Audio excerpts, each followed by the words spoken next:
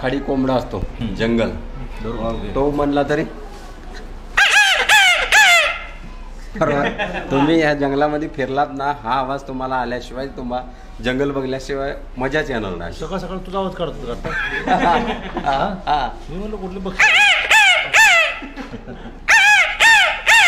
म्हणजे घर बंदूक बिर्याणी 3 स्टेप मध्ये बसला.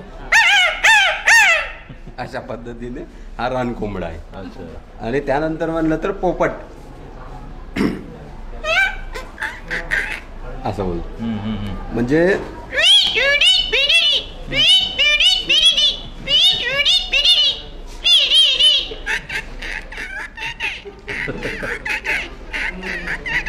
अशा पद्धतीने पोपट बोलतो. किंवा कोंबडा म्हणलं तरी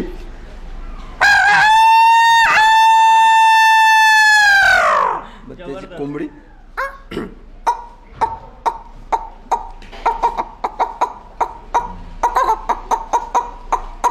अशा पद्धतीने त्यांचा. मोराचा म्हणलं तर किती आवाज येतो तुला? मला 200. 200. आणि पक्षी येतात माझ्याकडे ओरिजिनल. होय, तुझ्यावर जायला पाहिजे जंगलात. नक्कीच.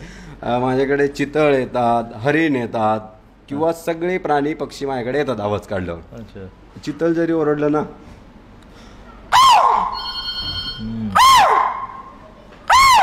अशा पद्धतीने ते ओरडत असतं. किंवा मोर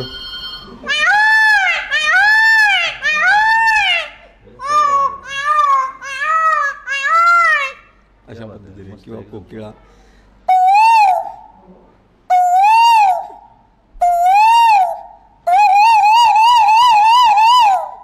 आणि चिमणीच्या आवाजामध्ये घर बंदूक बिर्याणी म्हणलं तर असं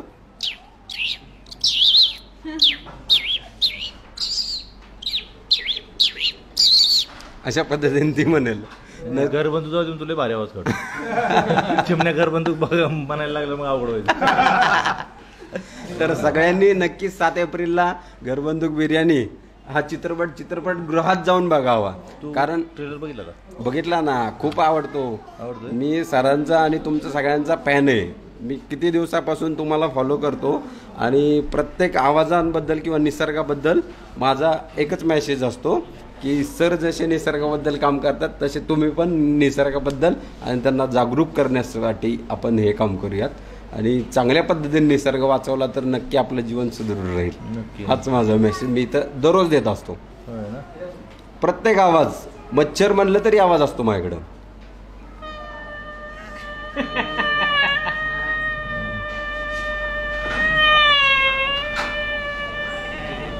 अशा पद्धतीने लहान मुलगा जेव्हा बोलेल ना असं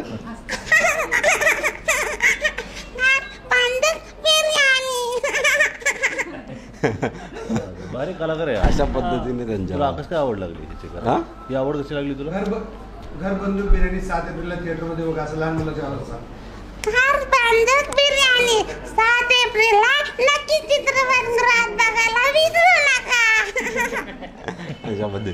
मी शेळ्या राखायचो गावाकडचा. मी गावरान आहे, म्हणजे हिंगोली माझं गाव. तर हिंगोलीमध्ये मी शेळ्या राखून आवाज काढून बोलवायचो. मी माझ्या शेळीला कधी मारायचो नाही. आवाज काढले की शेळी येते. मग माझ्याकडे व्हरायटी आहे त्यांच्या. आजारी पडली, सर्दी झाली की व्हरायटी चेंज.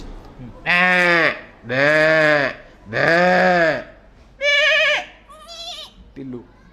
आणि सगळ्यात जवळची मैत्रीण म्हणजे म्हैस. म्हशीच्या पाठीवर बसून तिला राखायला न्यायचं ते काम माझं. कारण चिखलानी पाय भरायचे ना माझे. मग आयडिया काय करायची, तिच्यात बसायचं, म्हणजे म्हशीला आवाज काढून बोलवायचं.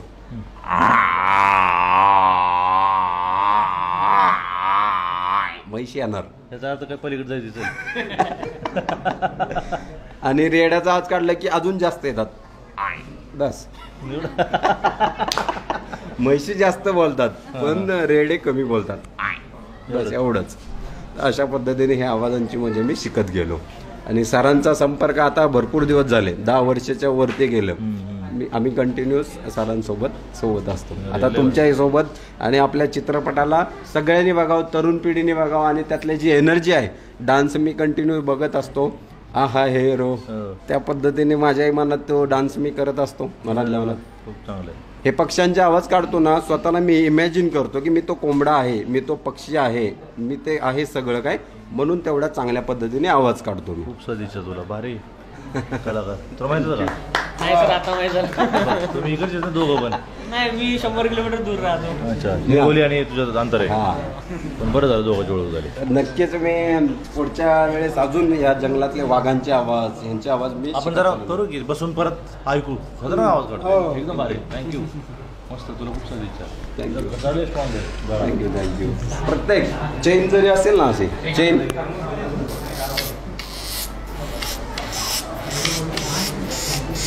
तुला नादच लागलं.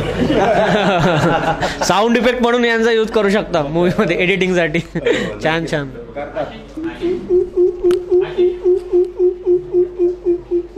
असा तो भारद्वाजचा आवाज येतो ना तो लकी बर्ड म्हणतात किंवा खंड्या म्हणजे ह्याच्यात बी ती स्टेप बनवू शकते घरबंदूक बिर्याणीची अशी.